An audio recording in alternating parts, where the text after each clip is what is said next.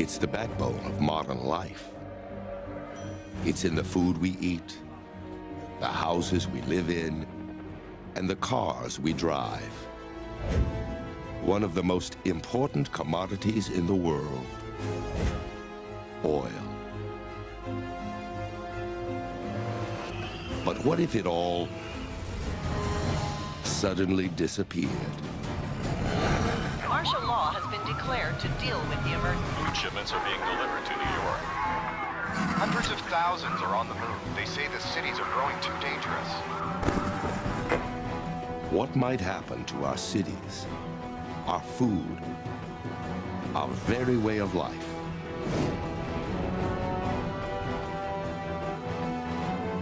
Today, our worst nightmare begins. Today, the world runs out of oil.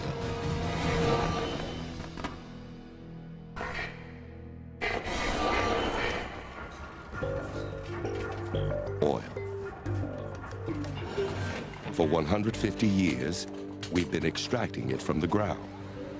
It's the easy, economical fuel that makes the modern world possible. California, the Kern River oil field, a black underground pool that contains more than 500 million barrels of oil, enough to fuel America for 4 weeks.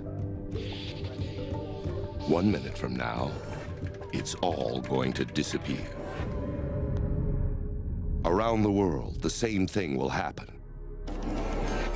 From Saudi Arabia to the North Sea to the massive tar sands of Alberta, Canada.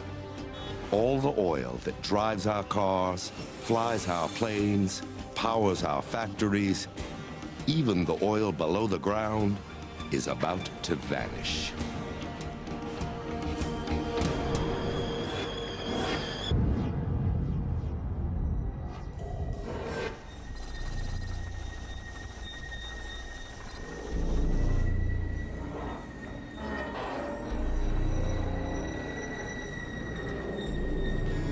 Deep underground, the first ominous signal appears.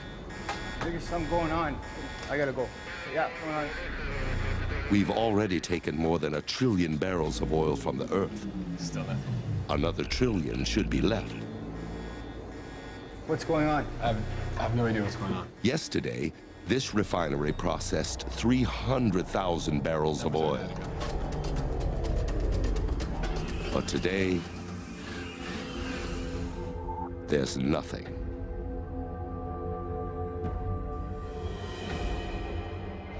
It's a crisis some predicted. Now, it's reality. And the world must react.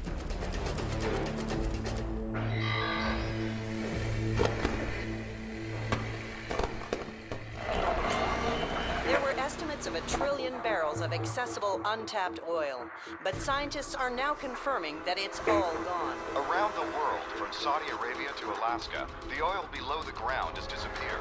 Oil companies say as much as 20 million barrels is left at their refineries, but Companies say it's not just our supply of gas, but diesel fuel, lubricants, asphalt, tar.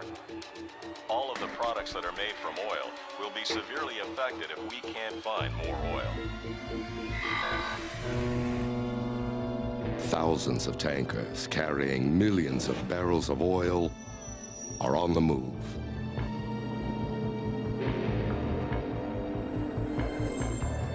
But exporting countries, like Russia and Saudi Arabia, now order the boats back home.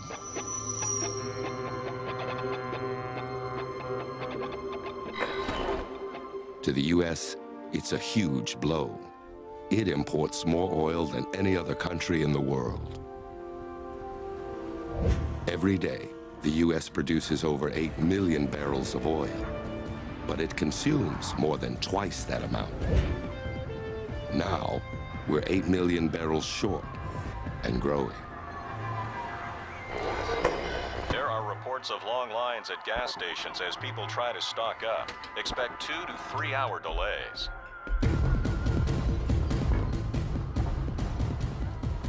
Americans race to fill up their cars, maybe for the last time.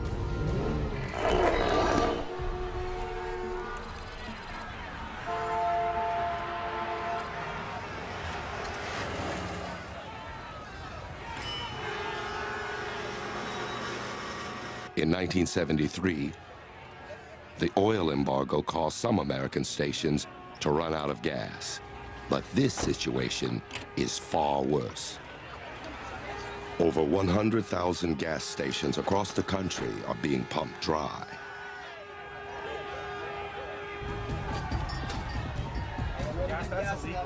And it's happening all over the world. Gas prices skyrocket out of control.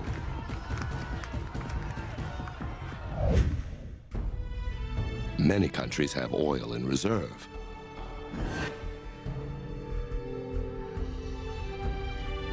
The U.S. has 725 million barrels of crude oil hidden away. To protect what little is left, the government takes dramatic steps. Planes, trains, boats, all but the most vital transportation is shut down. Roads are quiet. Tracks are empty. Flights are grounded.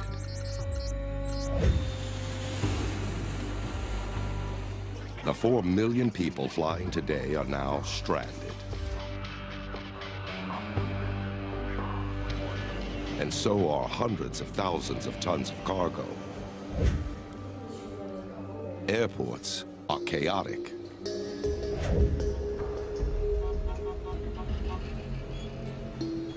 The economic fallout is swift. Panic forces the government to halt stock trading, just like after 9/11.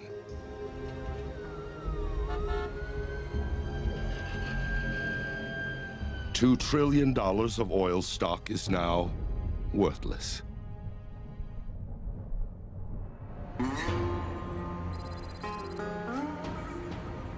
More than 400,000 people working in the U.S. oil industry are suddenly out of a job. Going out to Mexico. Sure.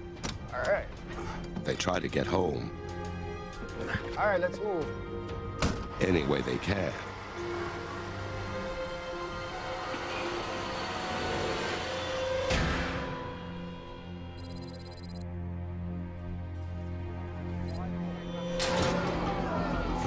Facing uncertainty about the future, thousands of manufacturing plants close immediately. Millions more lose their jobs. Oil is one of the most powerful, versatile fuels on the planet. It's made from dead plants and animals that are compressed and heated over hundreds of millions of years. It's in everything from toothpaste to lipstick, polyester to plastics. Now, it's all gone. An enormous chain reaction has been set in motion. What's your name? Need a bed in your stat? Let's get him on the... Crippling every part of our lives. Okay, let's go. Our hospitals, our food, our power, and the crisis is just beginning.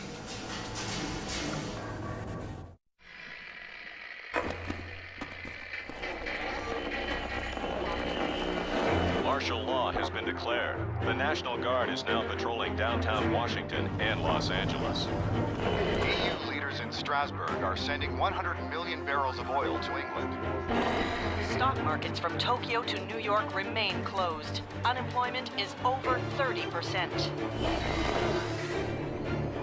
It's been just 5 days since the world ran out of oil. And the most basic human needs are suddenly out of reach.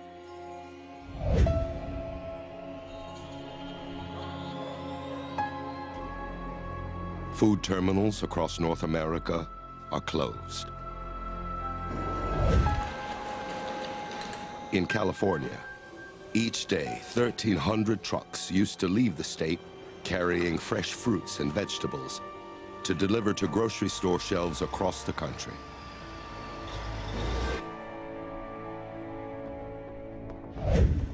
Now, the trucks sit idle, and groceries aren't being delivered.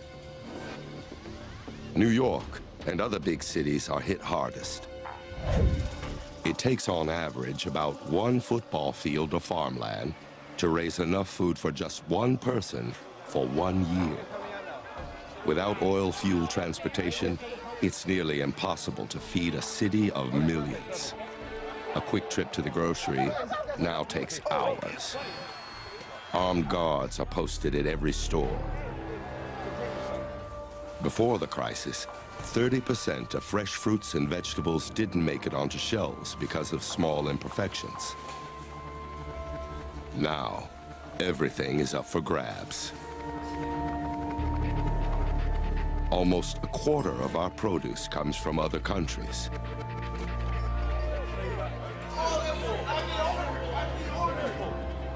But that won't last. Food is disappearing quickly.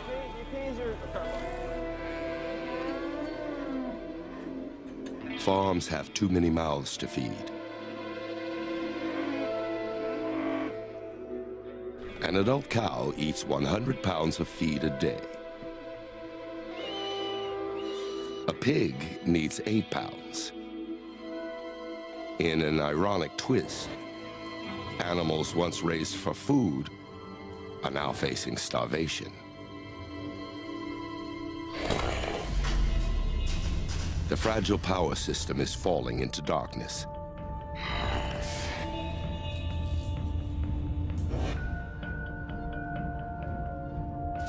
% of the world's electricity comes from coal-burning power plants. This plant in England burns coal that comes from as far away as the US. All of it arrives here by train. Each car carries enough coal to power a small town for a day. But without oil, the trains are no longer running. Blackouts spread across North America. Florida is hit hard. It relies heavily on electricity generated directly from burning oil.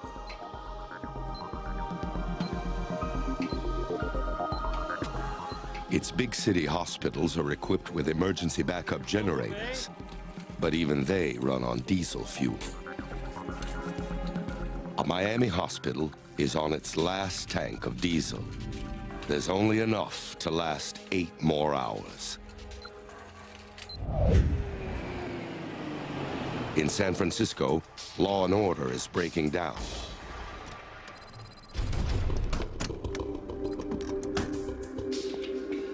Under the cover of darkness, looters begin their work.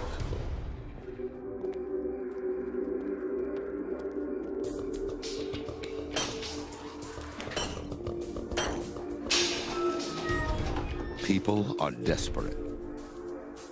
And they're not just looking for food.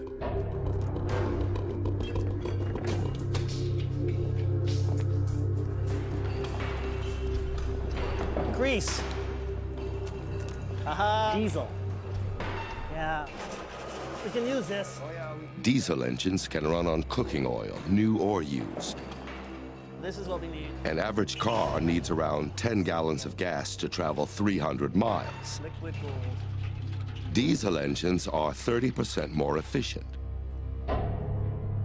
As long as there's enough cooking oil to go around, this truck and any other diesel-powered vehicle can stay on the road. Okay, I think we're almost.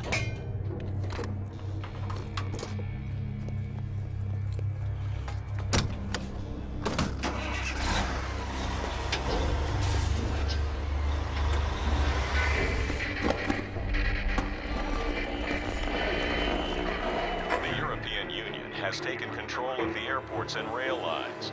Rationing of fuel for emergency food shipments will begin soon in the hardest-hit areas. The White House is warning that the oil reserves are down to just 500 million barrels. Experts predict that the United States may run out by the end of the year. It's now 30 days since the world's oil disappeared. Governments around the globe take drastic action. They keep only the most crucial services up and running. Emergency oil reserves are converted into diesel fuel for cargo trains. These trains deliver coal to power plants to keep electricity on. Some basic electrical services are restored in countries around the world. In North America, electricity is now delivered through a system of isolated power grids. It can no longer be sent from grid to grid. In Florida, where much of the state's power comes directly from oil, blackouts are still widespread.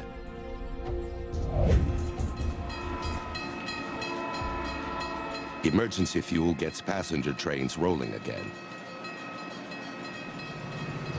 But now, they're carrying food, not people. Transporting food is rapidly draining the world's emergency reserves. The U.S. only has enough oil to last another 11 months. Cars that once defined the country are in danger of becoming obsolete. There are over 235 million cars that run on gasoline in America. Imagine pushing your car for 20 miles. That's the power from just 1 gallon of gasoline. America needs cars. It's literally built to serve them. Half of the U.S. lives in the suburbs. Before the oil crisis, most of what we consumed was delivered to us. Now, we must kiss that easy life goodbye.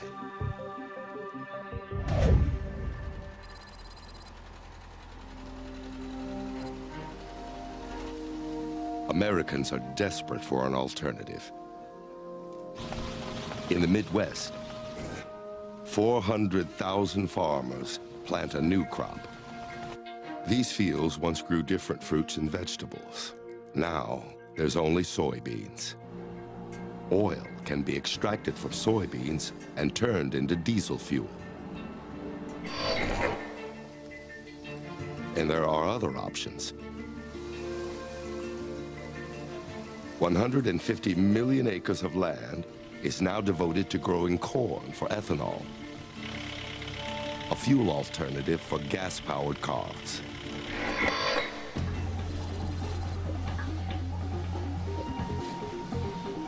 In Brazil, cars are still on the road, even without oil.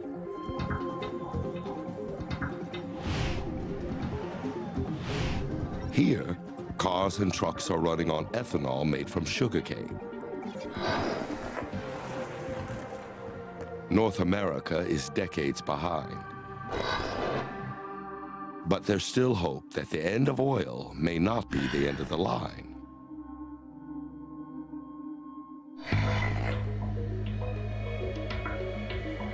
Thousands of electric cars are on the streets. On a planet without oil, they could point the way to a new future. But another, more immediate challenge is on the horizon.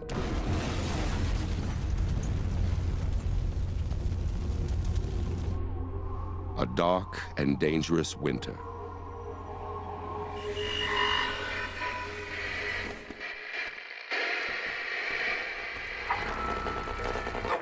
Has announced that the big 3 automakers have been taken over by Washington. They'll concentrate on making electric trucks to supplement food deliveries along with diesel. The Department of Agriculture has announced an aggressive plan to plant sugarcane throughout Florida, Louisiana, and Hawaii this winter to speed up ethanol production. Food shipments from area farms to New York, Philadelphia, and Boston have been further reduced to every other day. It's now 5 months since the world ran out of oil.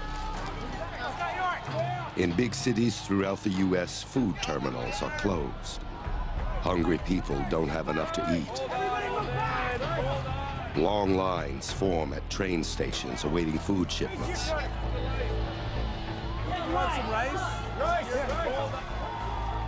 Powdered milk and rice take the place of fresh produce.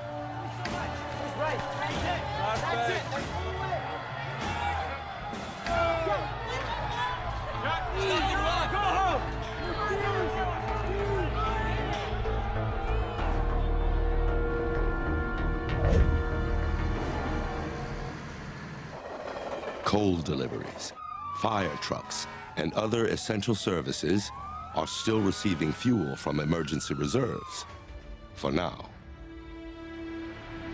But nearly everything else is at a standstill. To stretch the final reserve barrels as long as possible, the U.S. dramatically reduces its oil consumption.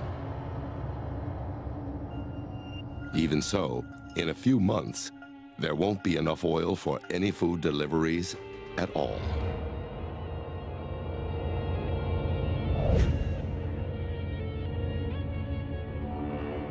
While food is still being brought in, garbage isn't being taken away. Every year, it takes nearly 6,000 trucks burning 20 million gallons of diesel to get rid of New York's trash. In this new world, garbage cleanup is a luxury.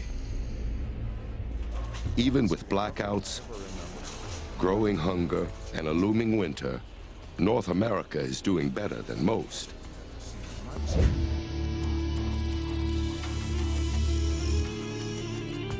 "6,000 miles away, an economic disaster is unfolding. 90% of Saudi Arabia's income from exports used to come from oil. Now, the country's economy is collapsing. One of the dwindling food shipments is heading to Japan. The country used to import 60% of its nutritional needs. Now the population of one of the world's most prosperous countries is beginning to starve.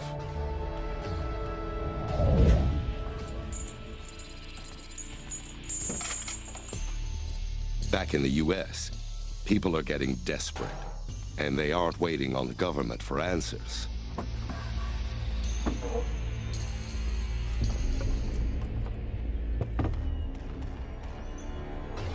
This is good. This is good.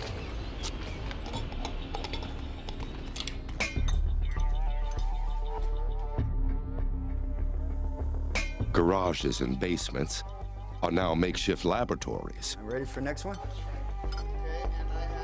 Where everyday citizens combine methanol, lye, and other scavenged chemicals to make homemade biofuel.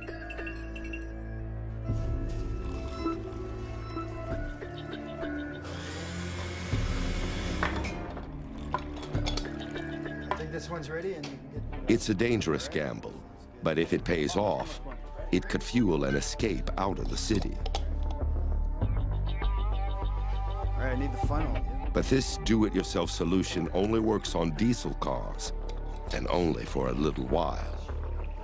Worry. Yeah, here we go. Ready, brother? You did it, brother, yes! Woo! You're the best. You're the best. Other fuel alternatives are also facing serious hurdles. After a massive emergency planting, the soybean harvest in North America is now twice as big as the previous year.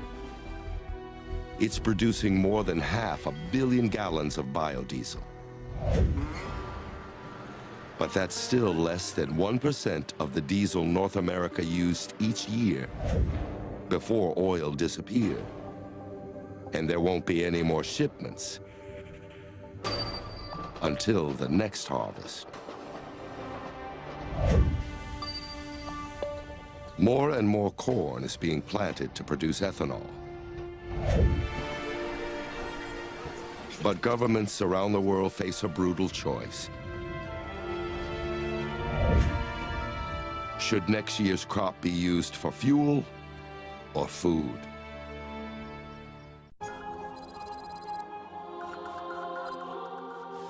In a world without oil, hospitals are running out of critical supplies.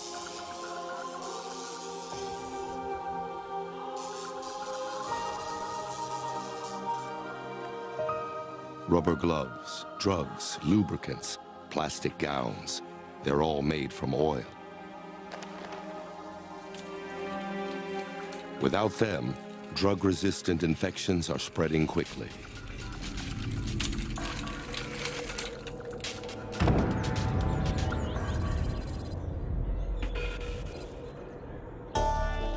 In big cities, some families are managing to survive. But things are taking a turn for the worse.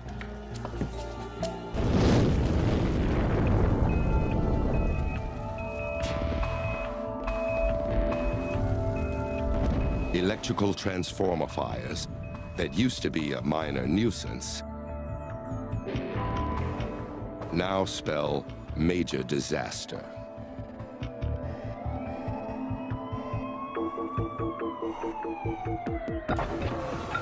Abandoned cars block emergency ambulances.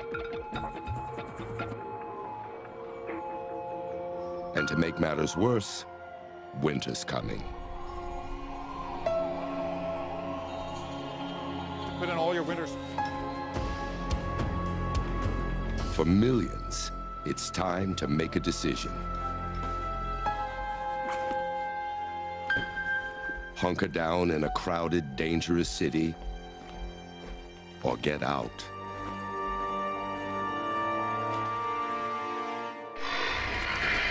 The exodus continues. Across America, people are fleeing the cities. It's being called Emergency government transport. By foot, by sled. However they can, they're getting out. As the temperature plummets, hundreds of thousands of people are leaving. New York, Chicago, Detroit. They're heading Throughout Europe, the destinations are Spain, Greece, and southern France. All are being overwhelmed by desperate immigrants trying to escape numbing cold.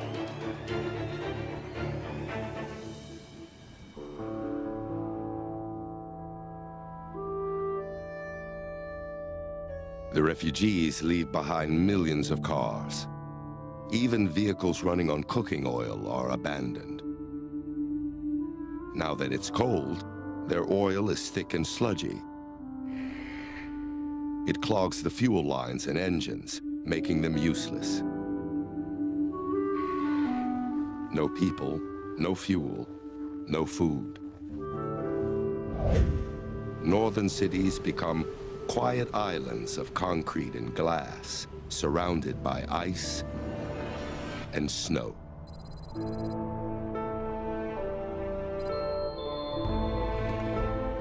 Most people head south, but some flee further north.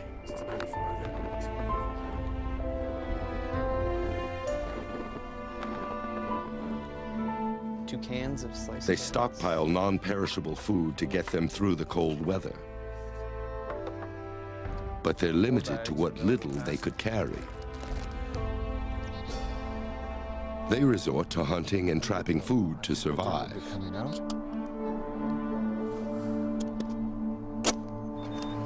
See this? An adult male needs about 210,000 calories to get through the winter. And this winter is going to be a long one.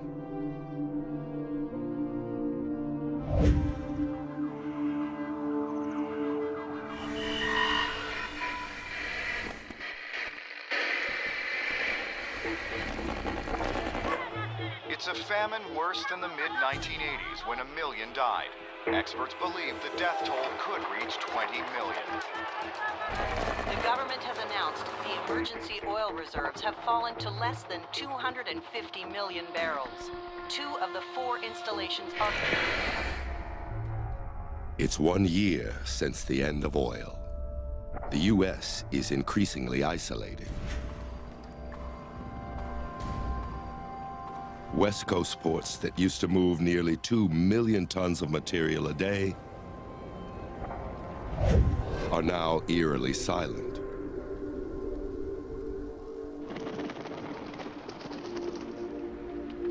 From Russia to Japan, ports are closed. Docks are empty.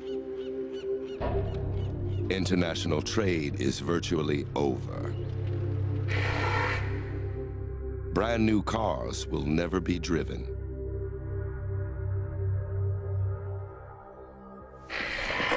The world's military is defenseless against the oil crisis. The U.S. Department of Defense used to spend nearly $180 billion a year on oil, making it the country's single largest consumer of fuel. Now, its tanks and planes sit empty. They're simply too expensive to run.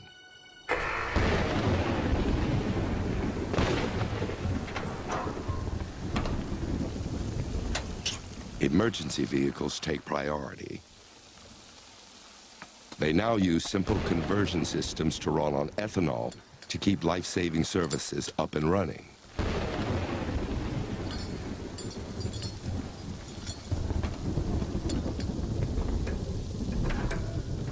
Let's go!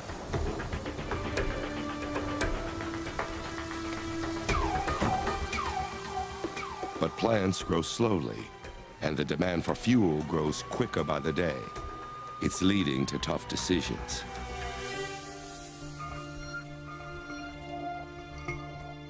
The U.S. has turned a record 40% of its corn crop into ethanol. But more corn in the gas tank means less corn at the kitchen table.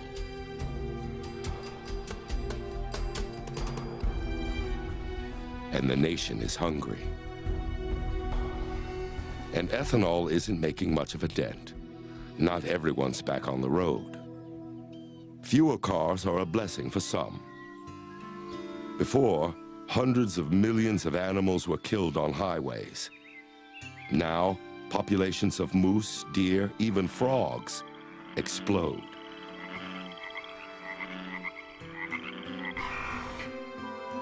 But farm animals aren't so lucky.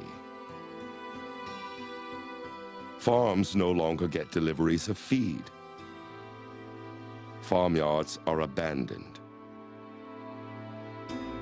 Hundreds of millions of cows, pigs, and chickens die.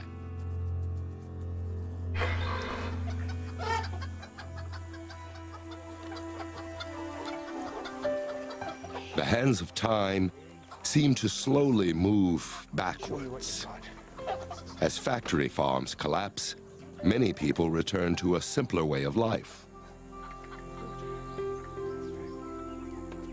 They're left with no choice but to eat what they can grow. Global food production is now increasingly local. Farms spring up in empty city lots. In suburbs, families plant whatever they can.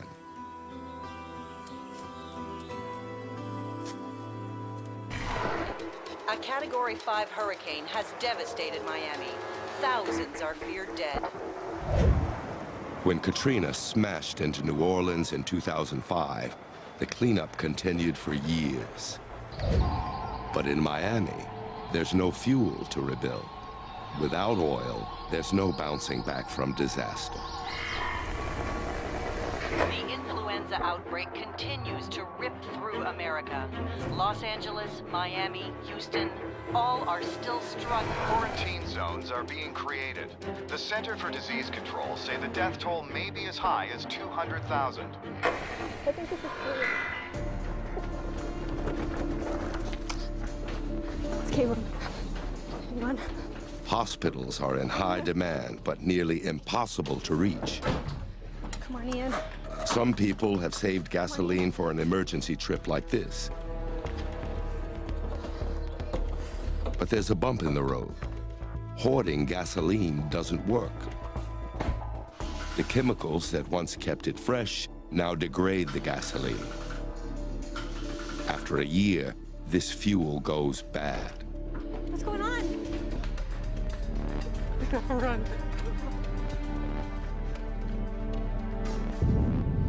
A world that was once so closely connected is falling apart.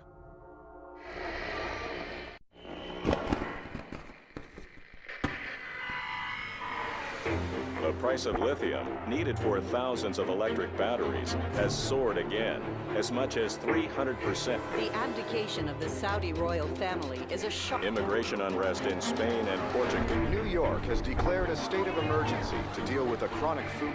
It's a migration that's never been.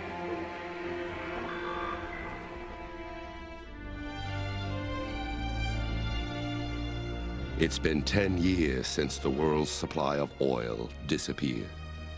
Even out in space, things are changing. The oil that once sent rockets into orbit is too precious to waste. Almost 200 satellites, the backbone of our international communication systems, are becoming space junk. But back on Earth, one person's trash is another person's treasure. In a world without oil, discarded electronics are now a valuable commodity. Hey, Dad, look what I found. Hey, look, cell phone.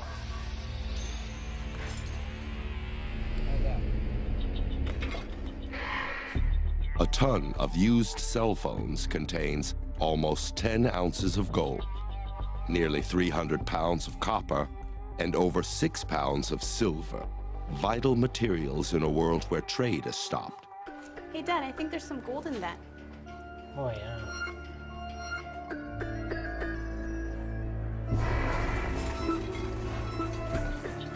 And it's not just electronics. Plastic takes hundreds of years to disappear. Bottles and containers, once carelessly tossed out, are being recovered and reused.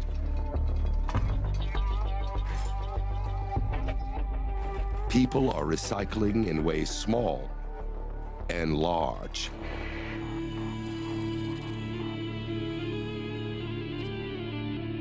Container vessels are being harvested. 90% of a ship can be recycled, mostly for steel, a cheap raw material for building. But not all ships are being torn apart.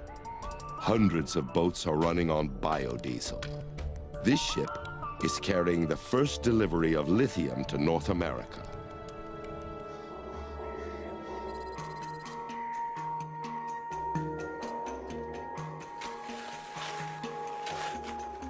The lithium comes from Bolivia, where it's mined from the country's salt flats by the ton. Lithium is the main ingredient in the most efficient electric batteries, and the world is hungry for electric alternatives. Bolivia's industry is booming. On a planet without oil, Bolivia is a superpower, the Saudi Arabia of the New World Order. But there still isn't enough biofuel to completely restore world trade.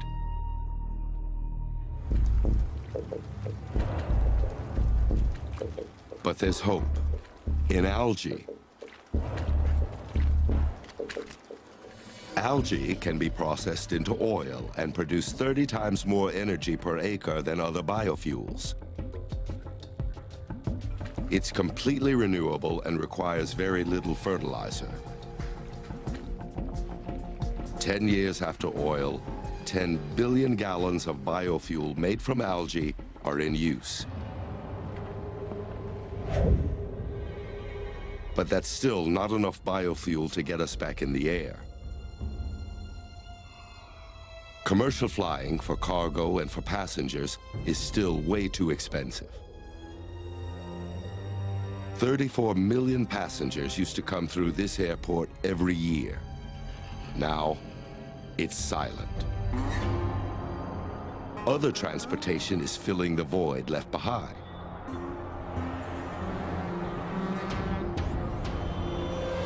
Nearly 2 million cargo trucks are back on the road. They bring hospitals vital supplies like gloves, syringes, and tubing, now made from natural gas. City hospitals are clean and safe and ready to serve again.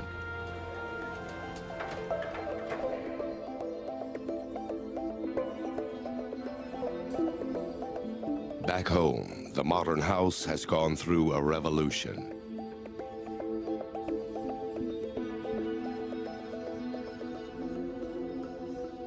But the human toll has been great. Communities are fractured. Families have lost loved ones.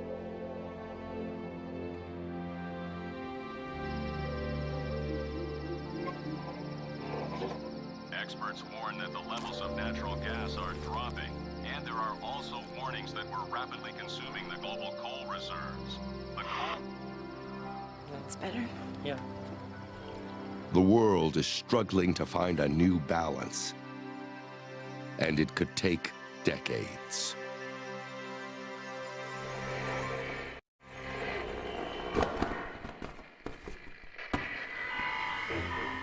Hostilities continue as China expands its lithium exploration across the Tibetan border. Estimates are that as much as 400,000 tons... Annual census shows that LA continues to be the country's largest city, with some 20 million people in Los Angeles. It's the first flight of a jet entirely powered by biodiesel. The company says it's planning 6 transatlantic flights a year. It's been 40 years since the world's supply of oil disappeared. The skies are noticeably cleaner. No more oil-based jet fuel. No more car exhaust. No more factory pollution.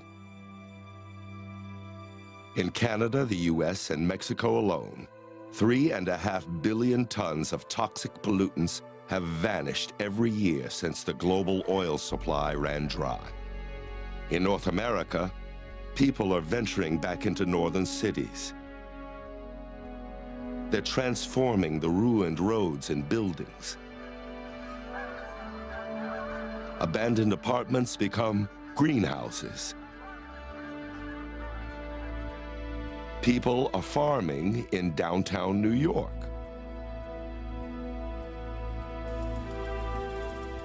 Parking lots and buildings are reclaimed and seeds planted. New York City's Central Park is now a massive 800-acre farm that helps feed returning residents.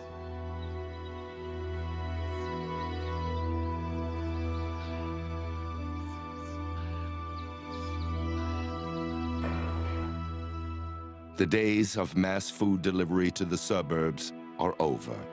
Stores are abandoned and forgotten.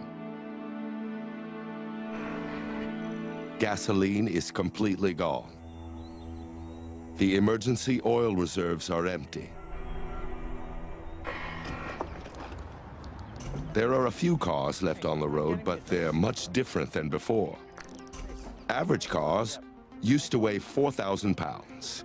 New vehicles are much lighter.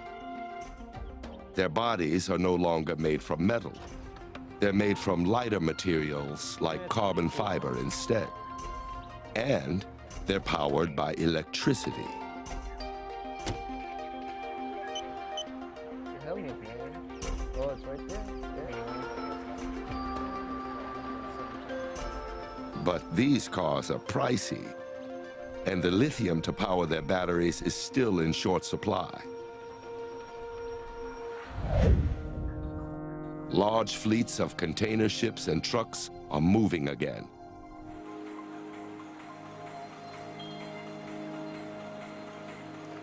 Thanks to algae biofuel.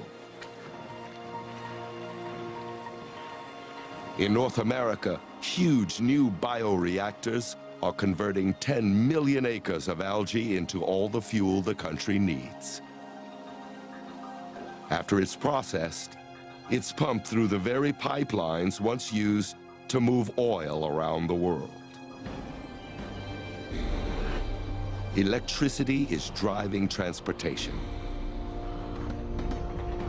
Electric trains are linking people around the planet. Like in the 19th century, cities are once again growing up along rail lines. Other cities are abandoned.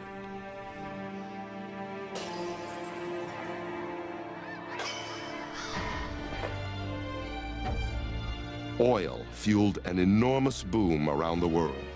In just 150 years, it allowed the world's population to double, then triple.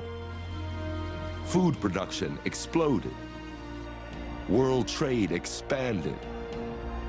It was a wild ride, but someday it had to end. Without oil, our cities, our skies, our roads are nearly unrecognizable. Now, society has a second chance to reimagine itself after oil.